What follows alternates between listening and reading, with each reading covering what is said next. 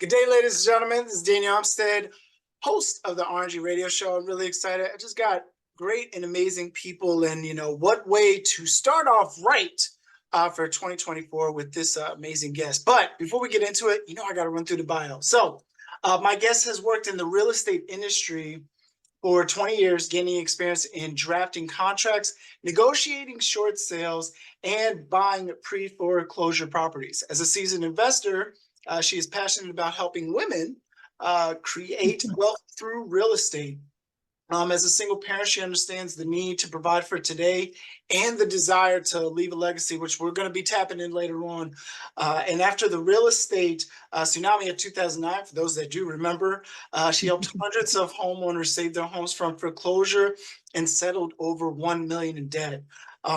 She has a unique perception as an investor with a keen eye for loss mitigation, which led to her to pursue tax liens and deeds.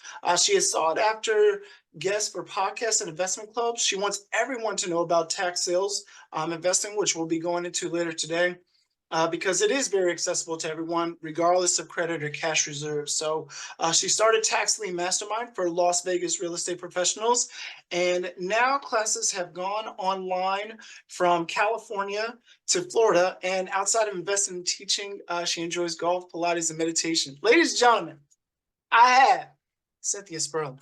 Thank you so much for coming on the show. It's just going to be a wealth of knowledge, and I'm just excited for you here. So thank you. I'm ready for the gems to be dropped. So how are you doing today? Oh, fantastic. Thanks for the invitation to participate. I am so excited to have the opportunity to speak to you and your guests about the world of tax lien and deed investing. Yeah, absolutely. So just so folks know, before we even continue on further, if you can you just drop your contact information? I want folks to pretty much start taking notes of how they can get in contact with you. absolutely. Well, the best place to find me is Facebook. I have a group page there called Tax Lien Mastermind. And then I'm on Instagram, of course, Tax Liens with Cynthia. And my name is my domain. You can find me at cynthiaspirlin.com. Great. Awesome. Thank you so much, Cynthia. And then, so to the questions, how did you first get started with tax lien investing, and, what inspired you to enter this niche? Well, I kind of have a slant toward loss mitigation. My career just went that way when I got involved with the government. For example, years ago, I worked for the Department of Defense in contracts. And so there we were trying to mitigate loss when the contract had already been let, but they needed the part sooner or the material sooner. So then I'd go and try to get that quicker for as little as possible. So that started the whole journey on how can we do this for less? That's the question.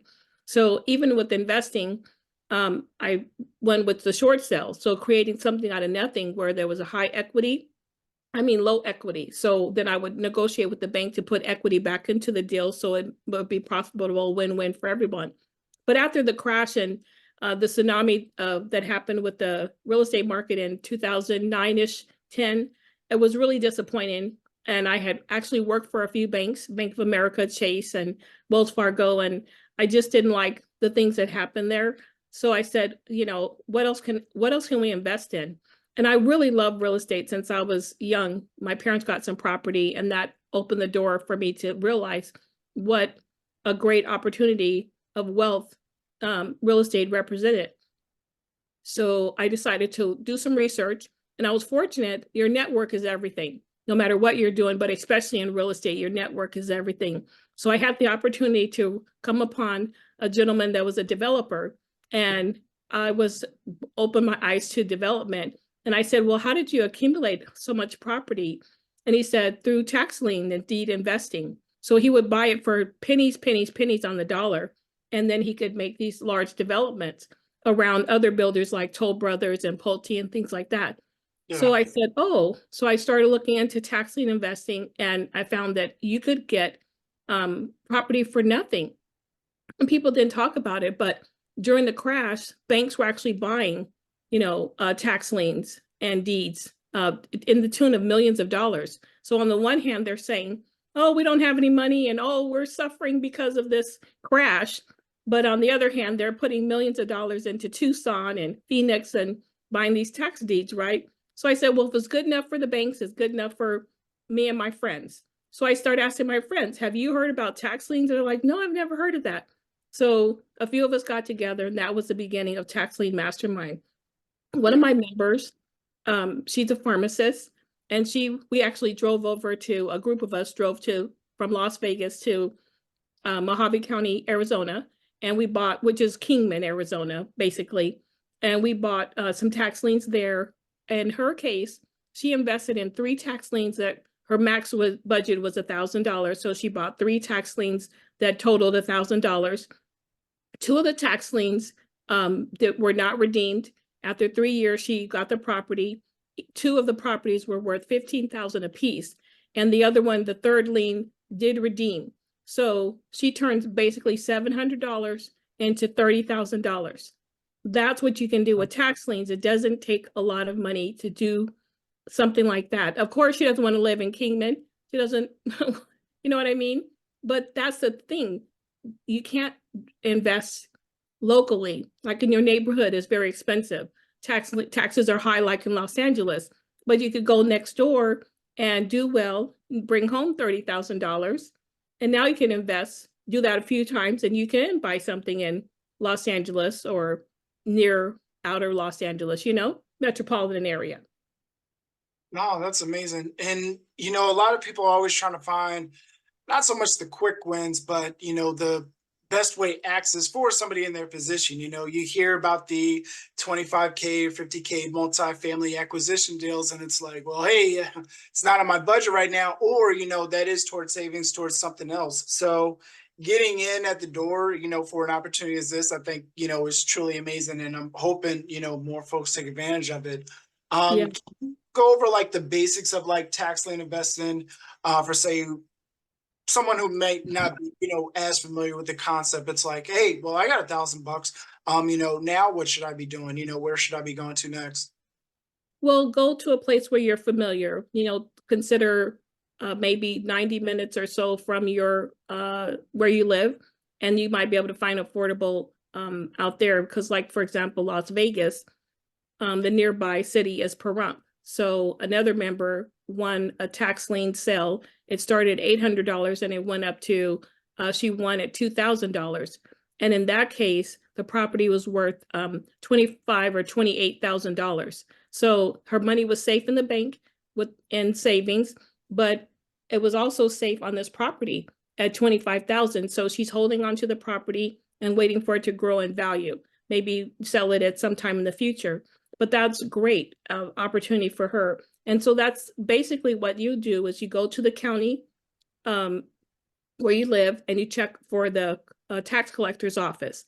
And then they will list when there's a sale, or if they sell them over the counter, where you can go into the tax collector's office and buy them, or you can buy them online. But they have the rules right there. They explain, this is what is required to participate in the auction or to buy them over the counter. And it's once you read the rules, that's what's really important.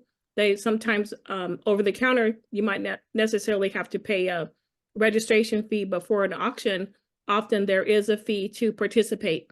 So you might have to put down a couple $100. It depends. So every place is different. And that's why it's a good idea when you're starting not to do more than 2 or 3 counties because you could miss, you could fail to remember or confuse one rule with another county rule. So always read the rules. Even if you participated last year, you should always read the rules again because things could have changed over the course of a year. So once you read the rules, then you can just learn by making a small investment. There are liens that are like $100. So instead of paying for an expensive class, like so many places, $5,000, $10,000 for classes, take $100 and learn and try the process yourself after you read the rules. That's what I recommend that people do. What I like to do is we go on field trips. So people that are really wanting to learn more and understand due diligence, how do I know what to watch out for, what risk to, lower my risk in buying this lien, that we go on field trips together. So we'll do it virtually online through Zoom, or we'll go actually on field trips. And then for fun, try to do a cruise once a year where we go on and we take a cruise. So right now I've been looking into cruising maybe to Mexico. And so the port of out of Long Beach, out of Los Angeles, and take like a 5-day, 7-day cruise, to Cabo San Lucas or Puerto Vallarta, Ensenada. And then we can, plug into the Wi-Fi. And when we're not in port and we're just sailing on the sea, the ocean, we can, buy tax liens. That's incredible. Does make it fun, right? Right. The breakdown is there and even the reward is there. A lot of people say like, with great risk comes great reward, but you just explained it, as far as fully, what to do and what's going to come about. So thank you for that. I want to add just kind of like an additional question because in addition, of course, setting up time with you, any books that you would recommend that folks maybe could tap into right now as relates to tax lien investing? Well, not necessarily. It's really just getting your hands in there. It's very straightforward. Just read the rules and, just try. You want to know the value. If I buy this property, the rule of thumb is 25%. If the property is worth $100,000, then you wouldn't want to invest more than 25,000, because if there's something unforeseeable, like a lien that you weren't aware of at the time of the purchase, you still have some room, 25% more, to be at 50% LTV and have room to sell the property at a profit and protect yourself. But as far as books go, I think mindset is the most important thing. I am a real estate investor, so I am a tax lien investor. To make that transition from not being an investor, there's a gap from I'm not one now to I would like to be one. What's going to get you across that bridge to become an investor? And that's where you're going to have to set goals. So a great book for that is The 12-Week Year. Instead of having, like now we're at the beginning of the year and people say, my goal for the year is to lose, 50 pounds, 30 pounds, whatever. But how about if you did that in 12 weeks? Not 50 pounds, but start the journey. Start the journey to weight not double loss. time. We triple time now. I know. But it's really key to put an urgency behind that, because what's your why? Why? Then you can really say, I'm going to do this in 12 weeks because why? I want to be healthy. I want to be fit. I want to, walk as far as I want, participate in a 5K with my friends, whatever. And then the best part is you get to do that 3 more times. So instead of a whole year goal, you could accomplish 4 major things, major goals in your life in 1 year. I like that. Thank you. Yeah. Thank you so much for that. In particular for you, like how did your educational background, particularly your law degree, contribute to success as a tax lien investor? I think it helped. When I first started, I was working with banks to negotiate short sales. So say, for example, back when the crash of the .com, a lot of people that had bought homes could not replace that job because there was nowhere to go. That company shut down and others were shutting down too. So they couldn't save their homes. So that meant that they had bought a property recently within 5 years. So there was very little equity in the property. If they bought the house for $700, they still owed $650 on the home, that type of thing. So I would contact the bank and I would explain I'm interested in buying it, but we need to have a little bit cut off of that, put some equity back in there. And so I could make my case that was a win for everyone. And I was able to get, several short sales done pretty quickly and very favorably. One of my largest one was first $550,000. I negotiated it down to $350,000. And then the second was owed $80,000 and negotiated that down to $5,000. So I was able to buy the house for $355,000, but it was worth $750,000 when the rehab was done on the property. In good faith, the owner had bought a duplex and they wanted to make it into one large home. And in the midst of that, he lost his job at $10K a month and he couldn't replace it. So within a short time, they were in foreclosure, and I negotiated with the bank to bring that property value down, for the payoff. And that worked out really well for everybody. That's great. You're getting I Yeah. don't know So what's taking notes, but y'all need to be taking notes. We're getting gems, stories, game planning, the rewards. So thank you. That is greatly appreciative. And the joy of this business for those who are looking to get into real estate is the relationship. So there's always going to be that win-lose draw situation, but you get an opportunity to win all across the table. So, and it just seems like it more and more. So thank you so much for that. In your experience, because not all days are great, so there's those common mistakes. What common mistakes do new tax lien investors often make when they're initially getting started, and how can they be avoided? well, I think the big thing is really taking the time to do the research. It can be a little dull, but the rewards are great for such a dull activity. But you really have to look at the title. That's really key. Like for example, what else, what other liens are on the property that are visible? Have they taken multiple, liens on the past but the thing about with the tax lien, it is the superior lien. So if there's in like a Bank of America, any lien holder, they need to pay the taxes to avoid the sale. So usually the properties are free and clear, and if not, the liens will be wiped away.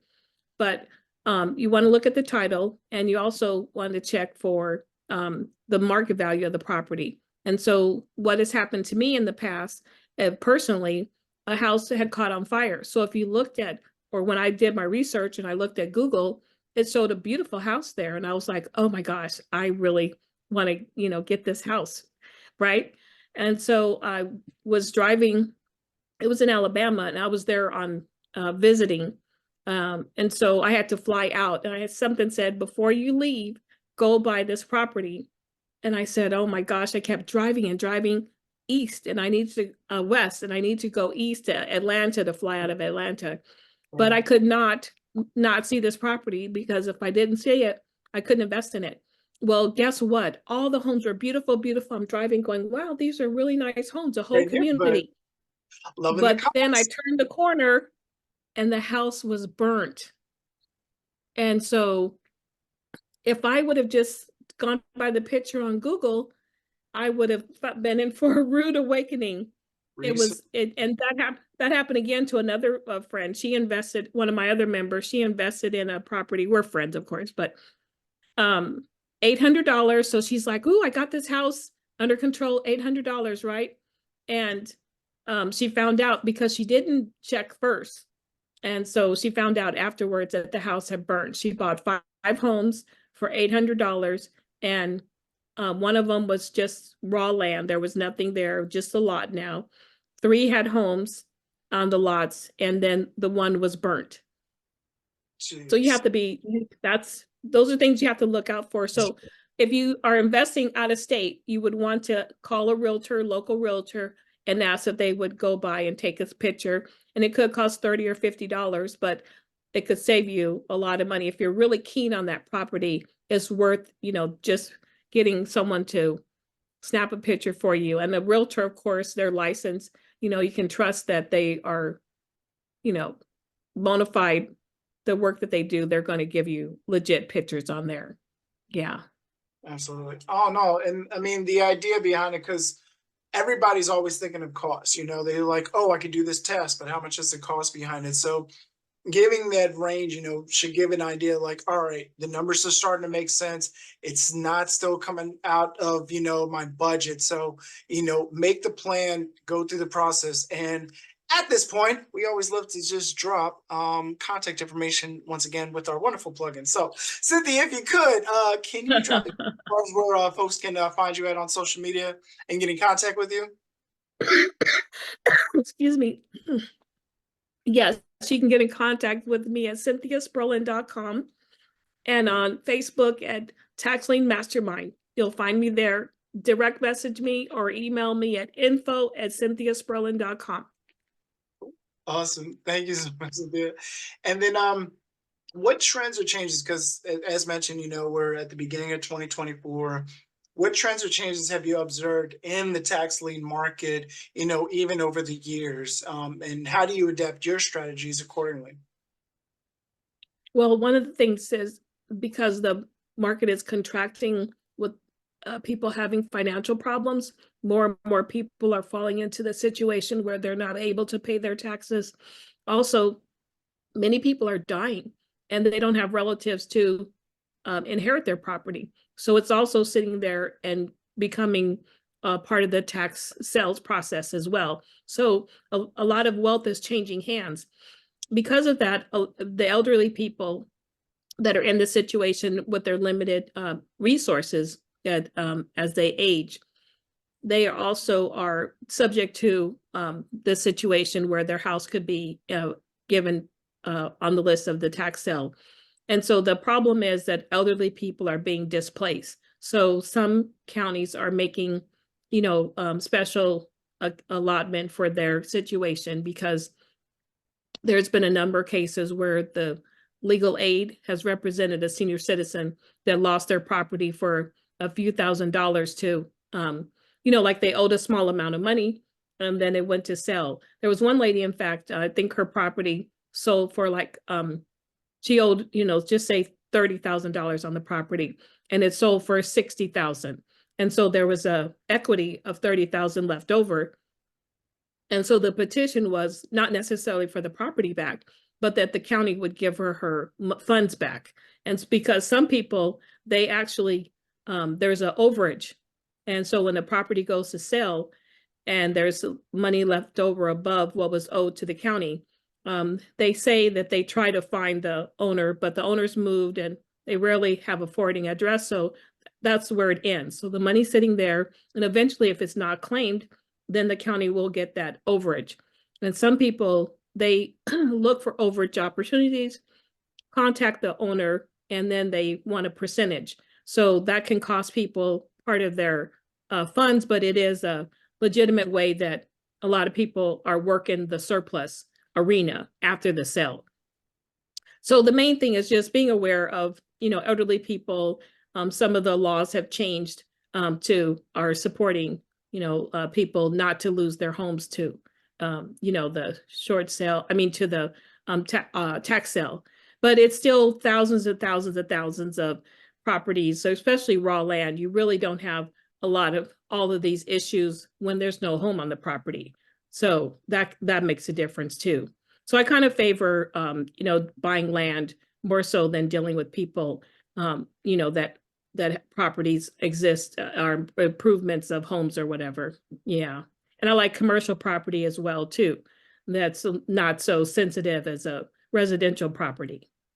Gotcha. Yeah, definitely more leaning in that sector for those that don't know. But Cynthia, as we wrap up here, I want to ask you one final question, and I really, want my guests to just give the solid truth behind it because we have our good days, we have our bad days, and we have our ugly days. What keeps you motivated, during the rainy days, even though everything could be going on oh so great, but something's just not giving you that energy to move forward? Or how do you overcome that in your day to day? Yeah, well, for me, it's not all for me.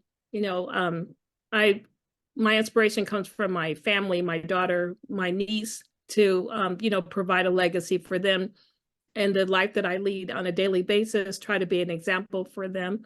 And then hopefully, and time passes and I can leave something for them so that they can carry forward to, give to others and prepare for their children's future and down the line as well. So that's my inspiration. I have one daughter.